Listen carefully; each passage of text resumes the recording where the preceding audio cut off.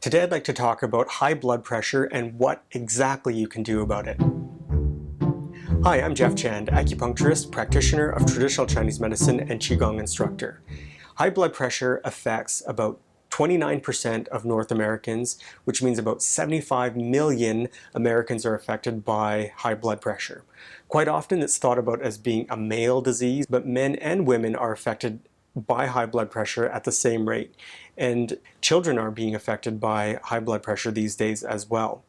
But it is something you can do about it if you know what you can do. Now, there are two types of high blood pressure or hypertension you can be experiencing. First is primary, and the second is secondary. So primary high blood pressure is considered to be idiopathic. So that means there's no real reason why this is occurring. The second reason is what affects most people, which is it's secondary to something else. So this can be a kidney disease, thyroid problem, insulin problem, blood sugar, weight, could be related to smoking, poor diet, too much alcohol, and it could be also a side effect from other medications. So most likely, if you are being affected by high blood pressure, it's probably one of the secondary reasons. Now, in my clinical practice, I have found that there are mainly 4 reasons why a person can have high blood pressure. The first one is weight. Now, it doesn't matter what your actual scale weight is, but whatever it is, it's too high for what's ideal for your body, therefore you're having high blood pressure problems. The second most common reason is diet, improper diet. And again, it could be just an improper diet all across the board, or it could be the incorrect diet for you. Either way, there's a lot we can do about it. And number 3 is going to be insulin levels. Now, when I mentioned the primary and secondary reasons for having high blood pressure, I said primary, it's idiopathic, there's no reason. But the best, most recent research is showing that insulin is actually the reason why. It just hasn't been studied in an isolated way in the past, so it hasn't been identified. And the 4th most common reason is the almighty stress. You're affected by stress, work stress, home stress, interpersonal stress, time stress, whatever kind it is, stress is enough to cause high blood pressure. So what can you do about high blood pressure? I'm going to give you 6 different things that you can do. And I know this is going to be a little bit long, but if you're affected by blood pressure issues, this is going to be really, really helpful along with medication that you're taking. So the number 1 first thing to start doing is you have to start monitoring your own blood pressure. So if you go to your doctor and he or she will take your blood pressure, that's great. But if you're going in there once every 2 or 3 weeks, then that's not enough to really get a sense of how everything is really working. If you have high blood pressure, it could change throughout the day. It could change based on the activities that you're doing, or the thoughts that you're thinking, or the foods that you're eating. And the only way that you're going to know what triggers are affecting your blood pressure is going to be by monitoring. Now, you can get 2 different types of monitors, one that goes around the wrist and one that goes around the arm. And I would highly suggest using the one that goes around your arm. They're a little bit more accurate and they're less prone to position. So if you change position when you're wearing the wrist ones, they could be inaccurate. But you have to make sure that the blood pressure monitor fits you correctly. Usually there's 2 lines on the blood pressure cuff, and they have to fit your arm properly. So if your arm is larger, then you might need to have a larger cuff size, and smaller, you need to have a smaller cuff size. Because if it doesn't fit properly, you're going to get an inaccurate reading. And just have a little notepad or something where you can write down everything and just say, okay, this is what I was doing on this day at this time, and just write it down. And you'll start to see what the pattern is. So you want to have an ideal blood pressure of 120 over 80. 120, the higher number is the systolic number, and usually that's the one that's out of range. When it starts getting to be 135, 139, that's called pre-hypertension, and that's when doctors will start thinking about putting you on medication. When it's above 145, you're going to be on medication, and if you're above 160, you're probably going to be on several different medications. So make sure you are checking in with your doctor or your primary healthcare provider and making sure that you're on the medication that you need to be. Don't change anything right now. Just wait until your blood pressure drops before you need to change anything. And something I like to mention too is that doctors, of course, they need to know so much information. Every different condition, all the different treatment options, and all the different drugs available. A really good resource to help you know which medication you should be using is a pharmacist. If you have an ongoing relationship with a pharmacist, then just talk to them. Say, hey, this is what I'm experiencing. This is what I've been prescribed. Is there anything else that I could do? I think the pharmacy industry is changing a little bit, where they're getting into consulting a little bit more and working a little bit more with doctors. My personal opinion, I think pharmacists should have way more prescribing rights than they do. I don't even know if they have any prescribing rights. It's probably different in different areas, but I think they should be able to change medication and prescribe certain ones. But that's a little bit of a rant. I'll pull myself back now. So number 1 was to start monitoring your blood pressure on your own. Number 2 is to lose 5 pounds. So it doesn't matter what weight you are. If you lose 5 pounds, it's going to drop your blood pressure. If you lose a little bit more, you probably lose more weight. And if you're at that healthy body mass index and you lose 5 pounds, it will probably still drop your blood pressure if you have secondary hypertension. So there's a saying in the fitness community that weight loss happens in the kitchen. If you think, okay, I'm going to lose weight, I'm going to start running every day, you probably will, but that's not the best way to do it. Diet, by far, is the best way to lose weight. So we're going to talk about that more in step number 3, but just remind yourself over and over and over, diet is key for weight loss. Now I said 5 pounds. If you drop 5 pounds, that will help your hypertension. If you drop 20 pounds, no matter what weight you are, that will drastically help your insulin levels. Insulin is connected to blood pressure. It's connected to heart disease. It's connected to almost everything that's related to aging. All the problems that we experience, inflammation, degeneration of the soft tissue and the bone structure, everything, cognition, is all related to insulin levels. So if you can bring down your insulin levels and keep them as they were when you were 8 years old, then you're going to maximize your chances with helping your high blood pressure without any medication, and you're going to promote your longevity. So insulin, it's important. Drop 20 pounds, you'll help your insulin. Now step number 3 is you have to adjust your diet. Now the number 1 thing that we know about, and I'm sure you already know, is that you need to drop your sodium levels. There are a couple of diet protocols that you can use that will take this all into account. One of them is called the DASH diet. Now that's the dietary approach to stop hypertension. It's been around for a few years. It's developed by the Heart and Strokes Foundation, and you can find all the information that you need online, including recipes and guidelines. And I think it's pretty good for most people. If you have a really, really poor diet and you start following the DASH diet, you'll probably notice a big change. If you have a pretty good diet to begin with and start following the DASH, you might not notice as much. But here are a couple of different rules that you should follow. The first thing, of course, is sodium. So sodium is, it thickens the blood and makes the heart have to work harder so that to pump it and circulate it throughout the body. So if you lower the sodium, then you can keep your blood nice and thin and help the heart do its job. So what should your sodium level be throughout the day? It should be less than 1,500 milligrams a day. So some people suggest you can go up to about 2,300. I think it's better to aim for 1,500 milligrams a day, and most likely you're going to overshoot it anyways because there's a lot of hidden sodium in a lot of things. So aim for 1,500, and then you'll get the best chance of lowering your blood pressure naturally. This alone can drastically bring your blood pressure down, especially if you have a highly processed diet. If you have a lot of takeout food, a lot of fast foods and processed things that come in packages, they all have a lot of sodium in them. And so this will help bring it down if you can follow it. So you have to start cooking your own food or find alternatives that are low in sodium. If you have to read labels though and check serving sizes, because quite often you can just read down sodium. Okay, sodium is only 2,000 milligrams. Good, that's no problem. But a serving size might only be a tiny little sliver of something. So you have to check those serving sizes. For example, soy sauce. Soy sauce is about 1,700 milligrams of sodium in about a tablespoon. So that's like tiny, a little tiny tablespoon, and that's the amount of sodium that you're getting in. And how often do people just use that little amount of soy sauce when cooking or when adding it to food? So you have to check serving sizes and check your sources. Now, when it comes to actual salt, people, you can read so many websites that will say, don't use table salt. That's like death. You have to use Himalayan salt or Dead Sea salt or Celtic salt or kosher or something like that. And I have to tell you, and I'm 100% positive of this, is that it doesn't make any difference whatsoever. Table salt, Himalayan salt, sea salt, Celtic salt, kosher salt, it's all the same. It has sodium chloride. Sodium chloride affects your body in the exact same way. Some people, I've heard people even suggesting that you don't have table salt, but you can have as much Himalayan salt as you want. Now I can tell you a little bit about the salt, and I don't want this video to go on for too long as it has already, but the difference between these salts are so incredibly minuscule.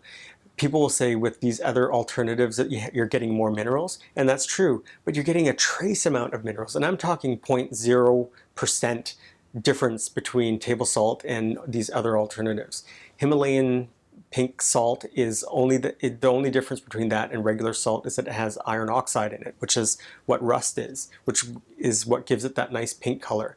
And maybe it has some minerals in it, but it's just so small the difference that it makes. So reduce sodium all across the board. That includes tamari sauce and Bragg's amino acid. They're also very, very high in sodium too. So bring down your sodium. With your diet as well, you also want to make sure that you're eating lots and lots of vegetables. People always say fruits and vegetables, but not fruits. You want to have lots of vegetables, particularly leafy greens. However you want them, cooked, raw, juiced, baked, roasted, just get them in however you enjoy them. You also want to keep an eye on your carbohydrate content, and that is because it's going to have an effect on your insulin. It's going to spike your insulin. So that would be the breads, the grains, the cereals, the whole wheat, the organic whole wheat. It doesn't matter if it's organic, non-organic, crackers, cookies, cakes, candies, candy bars, chocolate. All these things have a lot of empty carbohydrates, which will spike the insulin. So if you can follow those rules, lower your sodium, eat lots of vegetables, and manage your carbohydrates, you'll balance your blood sugar, you'll bring down your blood pressure as well. Another good diet that you can try out is the Whole30. I'll link to it in the downstairs box below, but it's a very good whole plant food diet that you can follow for 30 days.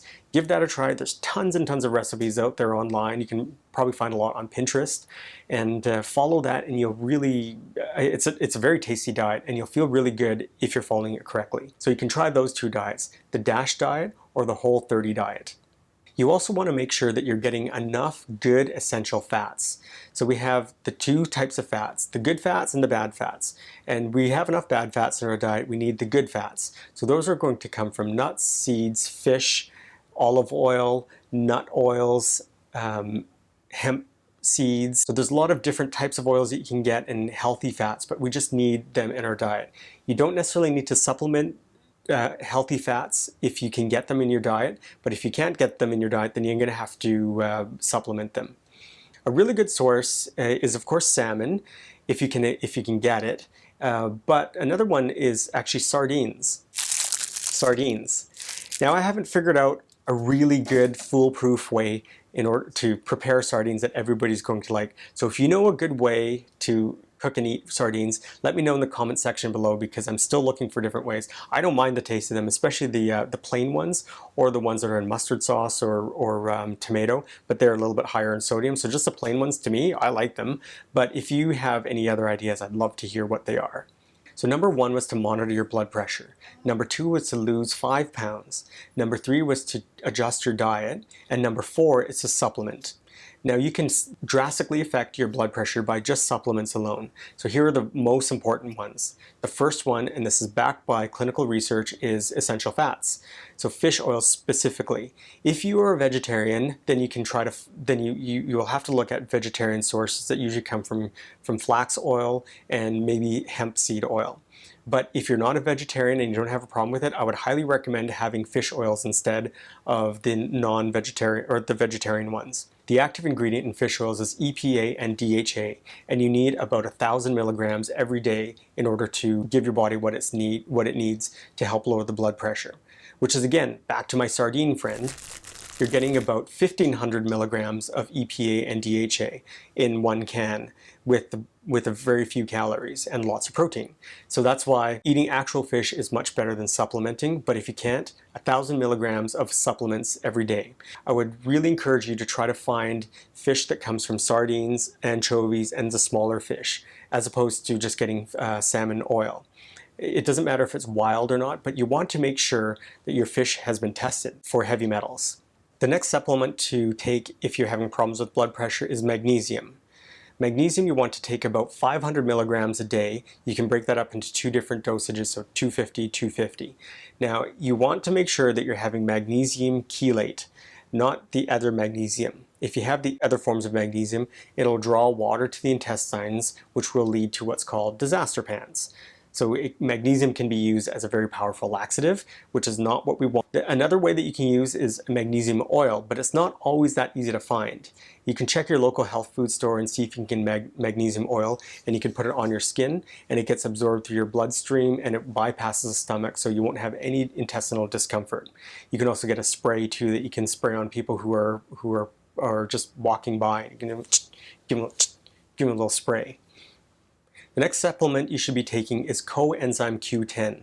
Now this is a powerful, very, very strong antioxidant, and it's very, very good for any heart-related issues. If you have heart conditions now, if you have family history of it, if you've had something in the past, you should be taking coenzyme Q10. You should be taking around 200 to 300 milligrams every single day.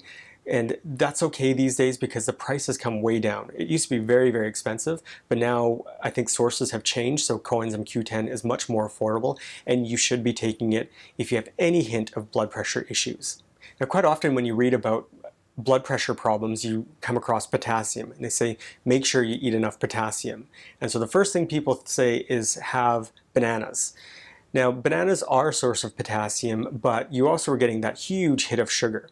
So potassium is good to make sure you're having enough in your diet, but I think that it's probably best to supplement it rather than try to find it in your diet. Other non-sweet sources of potassium are avocados, spinach, and coconut water. But you're only getting about 400 milligrams from those sources, and you need about 4,700 milligrams a day to have an effective dosage. So if you're eating lots of leafy vegetables, you're getting lots through there. If you're having some coconut water here and there in smoothies, if you're having some spinach, avocado, then you can make it up in your diet. But if you're finding that your blood pressure is not dropping over time, then you might need to supplement the potassium. Okay, so number 1 was to monitor your blood pressure. Number 2 was to lose 5 pounds. Number 3 was to adjust and shift your diet. Number 4 was to supplement. And number 5 is to increase your activity. So you need activity. Activity should not be thought of as a tool for weight loss. It should be used for circulation. So if you think about your blood circulating throughout your body, we have the major blood vessels like the arteries and veins, and then we have the smaller blood vessels, and then we have this even smaller capillaries. So those smaller capillaries don't get much circulation unless we are moving our body. So walking is great, climbing stairs, walking up hills, a light jog, swimming, something that you enjoy that's easy on your body that won't put you into that 100% of your maximum. You want to get a good circulation, about 65 to 80% of your maximum heart rate. You want to try to do this every day, but if you don't get to it every day, 5 times a week. Regular exercise is fantastic for increasing circulation, but also driving that insulin levels down. Because when we have sugars in our bloodstream, our muscles will be fueled on them. So by using our muscles, will actually help bring down the blood sugar and the insulin. If you can do it, doing steady state cardio is really good. So hopping on a treadmill or a stationary bike or an elliptical or a Stairmaster, something like that, listen to some music, read a book, and it doesn't have to be high intensity, you're just getting that circulation going. Sometimes personal trainers will say, hey, you're not getting a real good burn by doing that, but it's okay, you don't need to get a burn from exercise. It's just for circulation and for blood sugar management. So the 6th and maybe the most important step you can take to lower your blood pressure is to manage your stress levels. So we typically have heard of using meditation, prayer, deep breathing to help lower stress levels. But I think we need something a little bit more, and this is where I feel Qigong is one of the best things you can do to help lower your blood pressure. Because you're doing all those things. You're doing the deep breathing, so that's going to help relax your lungs. It's going to get some circulation through and oxygenation through your blood. And you're also doing some light exercise, so that'll burn up some of the sugars in your system. You're getting lots of good circulation, but you're also teaching your body to be calm and to be relaxed. So I feel like Qigong routines, the full Qigong routines that are about 20 minutes or so, those are the best to help lower your blood pressure. Ideally, if you can practice a full routine every day and then maybe one of the smaller routines for that are maybe 5 to 10 minutes one other time a day. I think you'll notice a huge shift in your blood pressure just by practicing this. On YouTube, we have several free routines for general circulation, and I'll link to them below. But in the Communi-Qi, we have the full routines. And if you follow the full routines, it'll actually really help drive the blood pressure down if it's too high by balancing the organs. In Chinese medicine, it's particularly going to help with the liver and the kidneys. These, when they're out of balance, it's going to cause high blood pressure. So the full routines help work from the inside out. So I know this was a little bit of a longer video, but I really just wanted to throw all of what I think is valuable for helping your blood pressure. So one final thing I want to say is just take control. We are often led to believe that somebody is taking care of us, that our doctor is taking care of us, or the medical system is taking care of us, or someone is going to keep an eye on us. But ultimately, we have to take care of ourselves. We have to monitor ourselves. We have to take responsibility for our diet. We have to decide to practice Qigong. We have to take our supplements and do everything that we need to do. No one is going to do it for you, and this is what I really want to do, is just try to give you everything so you have all the tools available so that you can start making a change and improving your current state of health and preventing any calamities in the future. Because I think you're here and I think you're interested in Qigong and what we're talking about here because you do feel like, hey, I have the energy, I have the will, I just need to know how to focus it. So if you follow these 6 steps and if you practice Qigong, I really believe that you can help lower your blood pressure naturally and feel great, look great, and continue to do good in this world. Thanks for watching. If you've liked this material, then please feel free to like, comment, and subscribe. Let me know what you think below. Share it with somebody who you think might benefit from it. And if you haven't already, come join us in the Communi-Qi, where we have all these different routines of Qigong and a great group of people who are encouraging each other. Thanks for watching, and we'll talk to you again.